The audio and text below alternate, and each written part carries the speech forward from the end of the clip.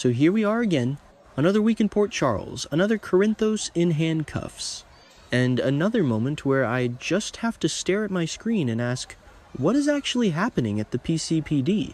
Seriously, you guys, let's just take a breath. Or a drink? Probably a drink. Because if I have to watch Harrison Chase, who used to be like the one competent cop in this town, stumble his way into another frame job, I might actually scream. We need to talk about what happened this week on General Hospital. Specifically, we need to talk about how Hamilton Chase okayed Harrison, but honestly he's acting as messy as his brother Finn lately. So maybe the name Fitz has decided that Michael Corinthos is public enemy number 1. So the big news, the headline. The thing we all saw coming but still hurts to watch. Chase has arrested Michael for shooting Drew Kane. And not just arrested him, he's throwing the book at him. He's talking about undeniable proof. He's strutting around the station like he just solved the crime of the century. But let's be real for a second. We all know what that proof is. We saw it last week.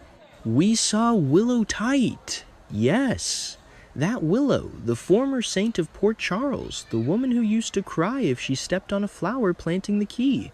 She planted the key. It was right there.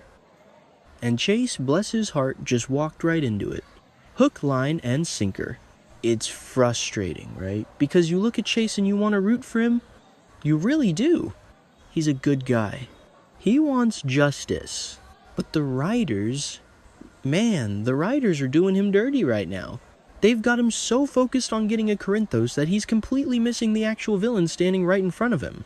And that villain is wearing floral print and looking like butter wouldn't melt in her mouth. Let's talk about Willow for a minute. Are we loving this Dark Willow era, or do we hate it? I'm torn. Honestly, I'm torn. On one hand, it's about time she had a personality beyond sad and sick. But this framing the father of your children for attempted murder, that is next level. That is Nellie Benson territory. And I don't say that lightly. So Michael is sitting in an interrogation room looking confused and angry, which, let's be fair, is Rory Gibson's best look.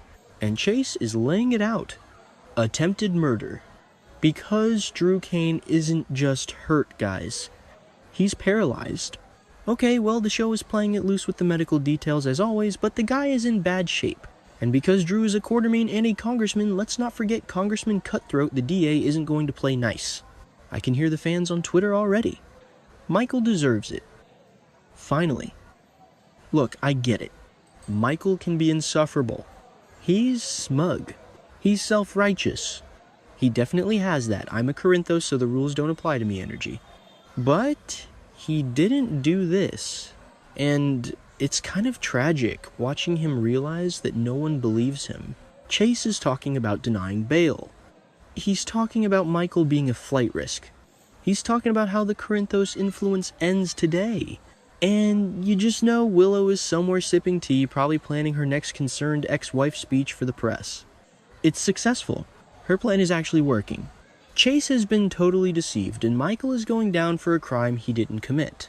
But wait, we have to talk about the wild card. Jacinda freaking Bracken? Who saw this coming? When Jacinda showed up back in April 25, I thought she was a 2-week plot device. You know the type. Nina and Portia hire an escort to drug Drew, which, by the way, was a bonkers storyline that we still haven't fully unpacked. She causes some chaos and then she leaves. But no, she stayed. And somehow, in the middle of all this mess, she actually fell for Michael, and I kind of like them. Is that allowed? Am I allowed to say that? Jacinda is messy. She's an escort. Or was. She's got a past. She's not the perfect girl Michael usually goes for. And maybe that's why it works. She's real. She's gritty. She's not trying to be the town saint. But now, she's facing a nightmare. Imagine being Jacinda right now.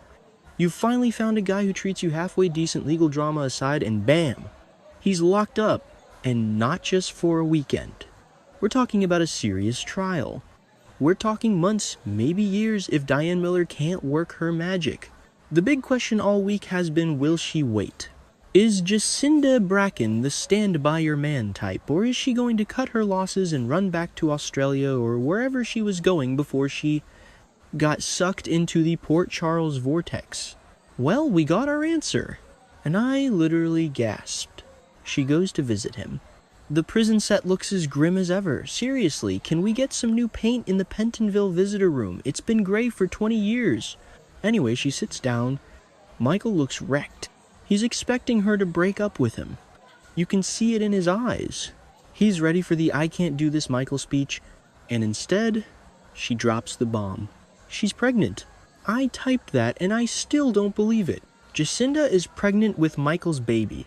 What were the writers thinking? This is pure chaos, and I am here for it. Just think about the implications. Michael Corinthos, who is already fighting Willow for custody of Wiley and Amelia, or is it just Wiley? The custody stuff is so confusing, now has another babe on the way. With the former escort, Carly is going to lose her mind. Oh my god, can we just pause and visualize Carly Spencer's face when she finds out? She's already stressed trying to get Michael out of jail. Now, she has to deal with Jacinda carrying the next Corinthos heir. It's going to be nuclear. Carly will probably try to pay her off, threaten her, or maybe, just maybe, she'll realize that Jacinda is the only one actually standing by her son right now. But back to the scene. Michael's reaction was interesting. Shock, obviously. But did I see a little bit of hope there? Maybe. Or maybe just terror. It's hard to tell with Michael. But this changes everything. He can't go to prison now. He has a kid on the way, so naturally the cavalry is coming. Sonny and Carly, the dynamic duo of cleaning up messes. They're back on the same page, which is always dangerous for everyone else in Port Charles. They're hiring Diane Miller. Of course they are. Diane is probably the only lawyer in the state of New York who actually works. I swear, does anyone else practice law in this town? Martin Gray's around, sure, but if you want to beat a murder rap you call Diane, Diane is going to have her work cut out for her, though. Chase is digging in. He's got that "I'm doing this for the badge" look in his eyes. And with Drew paralyzed still, can't believe they went there, the sympathy factor is high. The jury is going to see a Quartermain hero in a wheelchair and a Corinthos mob prince who allegedly put him there. It's an uphill battle. And Willow, oh Willow, she's playing this perfectly. She's probably going to offer to help with the new baby, isn't she? In some twisted way. I feel like we're heading toward a massive courtroom showdown. You know the kind. Diane pacing the floor in a killer red suit. Chase on the stand looking earnest but oblivious. And then, the reveal. How long can Willow keep this secret? The key? The gun? The undeniable proof. It's all flimsy, guys. We know it. But in Soapland, flimsy evidence can keep you in jail for 6 months during sweeps. I guess what frustrates me, and maybe I'm just tired, it's been a long week, is that Michael is always the victim of these women. First, Nell. Now Willow. Is it his type? Does he subconsciously seek out women who will eventually try to destroy him? It's a pattern. And Jacinda, well, she seems different. She seems like she actually loves him. But bringing a baby into this mess? And let's talk about the Hamilton Chase thing again. I know, his name is Harrison. But honestly, the user who sent in the tip called him Hamilton, and I kind of love it. It feels right. He's channeling that Hamilton Finn. I am very intense and possibly wrong energy. Maybe it runs in the family. The DNA of being confidently incorrect. So where do we go from here? Michael is in a cell. Jacinda is pregnant. Drew is in a wheelchair and probably planning revenge. Willow is free and looking victorious. And Sonny is quiet. Too quiet. You know, when Sonny gets quiet, things explode. He's gonna look at that evidence. He's going to sniff out the rat. And unlike Chase, Sonny knows a frame job when he sees one.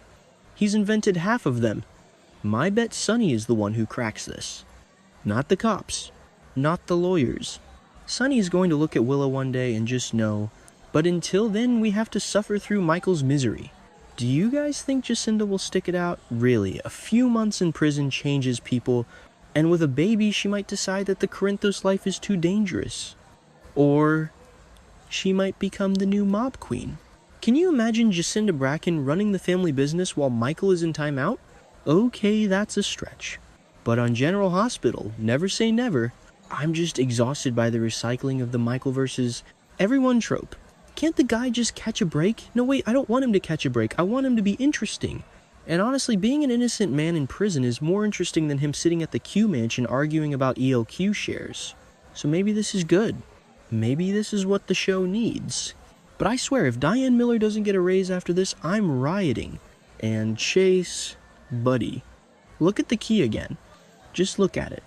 Who had access? Who benefits? Use your brain, detective. You're better than this? Actually, are you? I'm starting to doubt it. Anyway, that's the recap. Michael's down, Jacinda's knocked up, and Willow is the villain of the year. Let me know what you guys think in the comments. Are you Team Jacinda? Do you think Michael is doomed? And seriously, how long until Carly finds out about the baby and throws a vase at the wall? I give it 2 episodes. Max. Until next time, keep watching the drama unfold. I need a nap. Or a stiff drink at the Savoy. See ya.